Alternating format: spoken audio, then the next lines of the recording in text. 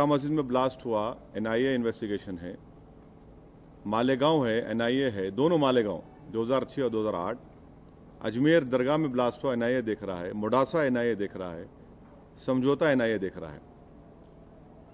और हमारा बोलना यह है कि 2013 के दिलसुखनगर के ब्लास्ट में जिस तरीके से आईपीएस ऑफिसर्स रोज जाकर कोर्ट में बैठते थे, जेल में, चरलापल्ली जेल में, और केस को चलाए, रोज चलाए, कोई डिफेंस को कोई मौका नहीं दिए देर करने का, और 3 साल के अंदर जजमेंट आ गया।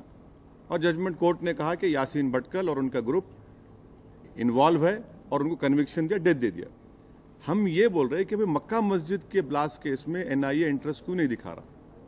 अजमेर के बॉम्ब ब्लास्ट केस में एनआईए क्यों इंटरेस्ट नहीं दिखा रहा? मालेगांव 2006 और 8 में क्यों नहीं दिखा रहा? मुडासा में क्यों नहीं दिखा रहा? तो इससे ये साफ जाहिर हो रहा है कि एनआईए इसमें इंटरेस्ट दिखाता है, उसमें नहीं दिखाता है। मेरा बोलना एक ही है कि भाई ये सब टेररिस्ट एक्शंस हैं, ये सब टेररिस्ट ने हरकत की है। इसमें मरने वाले पूरे हिंदुस्तानी है, छोड़ दीजिए कौन किसका, मतलब मरने वाले हिंदुस्तानी है, जख्मी भी हिंदुस्तानी है। तो एनआईए इसमें तवज्जो क्यों नहीं ले रहा? दूसरी बात देखिए आप कि मक्का मस्जिद ब्लास्ट में स्वामी असीमानंद को बेल हुई, 90 डेज में बेल अपील करना था, 90 डेज में अपील नहीं किए। अजमेर के केस में असीमानंद को बेल हो जाती है, एनआईए अपील नहीं करता, सुप्रीम कोर्ट जाना था।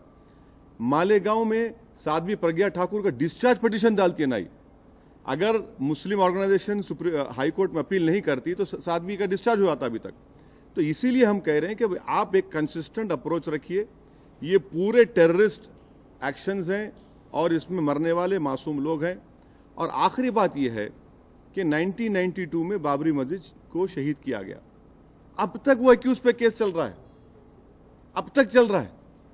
अब आप बताइए कि इसमें क्या आप नतीजा निकाल सकते हैं इसमें? तो इसमें क्या आप कोई पॉलिटिकल कोई गिमिक देखते हैं, पॉलिटिकल कोई वो देखते हैं?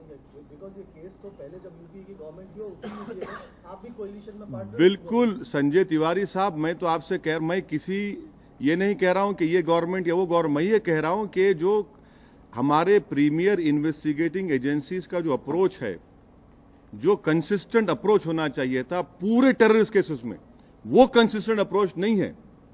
इसीलिए मक्का मस्जिद 8 साल के ऊपर हो गए, अजमेर 8 साल के ऊपर हो गया, मालेगांव तो 2006 का है, फिर 2008 में एक हुआ। तो हम यही चाह रहे कि आप इसमें भी तवज्जो करो ना। आप तो साध्वी प्रज्ञा ठाकुर को डिस्चार्ज पिटीशन डाले और कोर्ट ने कहा कि नहीं देखेंगे उसके ऊपर। एनआईए जाके कोर्ट में कहता है कि नहीं, प्रज्ञा को खिलाफ एविडेंस नहीं है।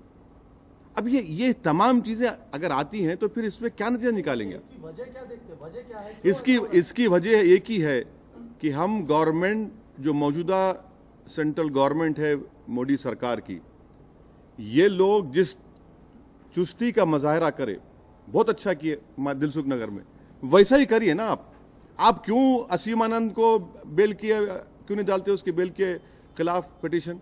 क्यों साध्वी प्रज्ञा को डिस्चार्ज करना चाहते? ये तमाम टेररिस्ट केसेस हैं। टेररिज्म पे हम कोई कॉम्प्रोमाइज नहीं कर सकते। हर जो भी टेररिस्ट है उसको सख्त से सजा मिलनी चाहिए, मगर एक अप्रोच होना चाहिए ना। कंसिस्टेंट अप्रोच ही नहीं है गवर्नमेंट का ये। तो क्या अप्रोच रिलीजियस बेसिस पे ऐसा किया जा रहा है?